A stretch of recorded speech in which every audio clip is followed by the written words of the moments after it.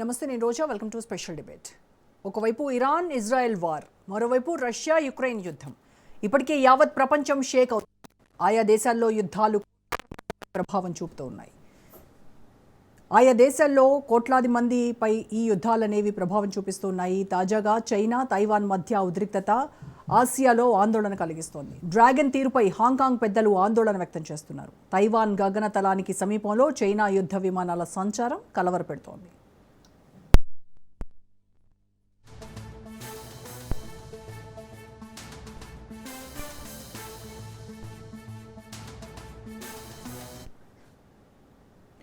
ఒక్కరోజే తమ ద్వీపం చుట్టూ 26 చైనా సైనిక విమానాలను గుర్తించినట్లు తైవాన్ రక్షణ మంత్రి వెల్లింగ్టన్ చేసిన ప్రకటన ఆందోళన కలిగిస్తోంది. అందులో 16 విమానాలు తైవాన్ నైరుతి ఎయిర్ డిఫెన్స్ ఐడెంటిఫికేషన్ జోన్లోకి ప్రవేశించాయి. సైనిక విమానాలతో పాటు 7 యుద్ధ నౌకలు కూడా సముద్ర తీరానికి సమీపంలో చక్కర్లు కొట్టినట్టు తెలుస్తోంది. ఫిబ్రవరి 25న 30 విమానాలు వచ్చేళ్లిన తర్వాత మళ్లీ ఆ స్థాయిలో విమానాలు రావడంతో తైవాన్ టెన్షన్ పడుతోంది. ఫిబ్రవరి 27 నుంచి మార్చి 13 వరకు దూకుడు చర్యలను డ్రాగన్ హఠాత్తుగా తగ్గించింది. కానీ ఇప్పుడు స్పీడ్ పెంచినట్టు కనిపిస్తోంది. మార్చి 31న అమెరికా అధ్యక్షుడు ట్రంప్ చైనాలో పర్యటించనున్నారు. ఈ సమయంలో హాంకాంగ్ ఆరోపణలు హీటెక్కిస్తున్నాయి.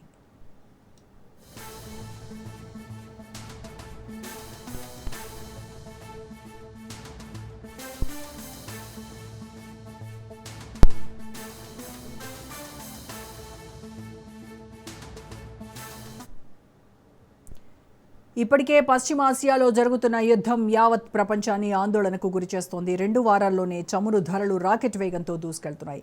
4 ఏళ్లుగా రష్యా యుక్రెయిన్ మధ్య జరుగుతున్న యుద్ధం కూడా కొలికి రాలేదు. ఇలాంటి తరుణంలో ఆసియాలో మరో యుద్ధం జరుగుతుందా? చైనా అందుకు సన్నాహాలు చేస్తుందా అనే సందేహాలు వ్యక్తమవుతున్నాయి. కొద్ది రోజులుగా తూర్పు చైనా సముద్రంలో బీజింగ్ వేలాదిగా చేపల వేట పడవలతో తరచూ విన్యాసాలు నిర్వహిస్తోంది. యుద్ధ నౌకలు, జలాంతర్గాములతో చైనా నౌకాదళం ప్రపంచంలోనే అగ్రస్థానంలో ఉంది.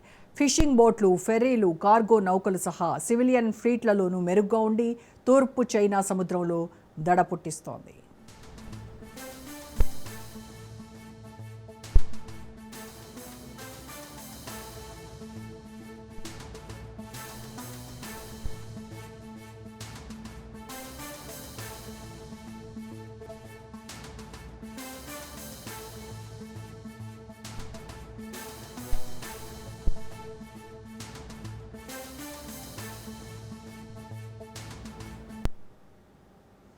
తైవాన్ తమ భూభాగమే అంటూ డ్రాగన్ కొన్నేళ్లుగా వాదిస్తోంది. తరచూ ద్వీపదేశం చుట్టూ చైనా యుద్ధ విన్యాసాలు చేపడుతోంది.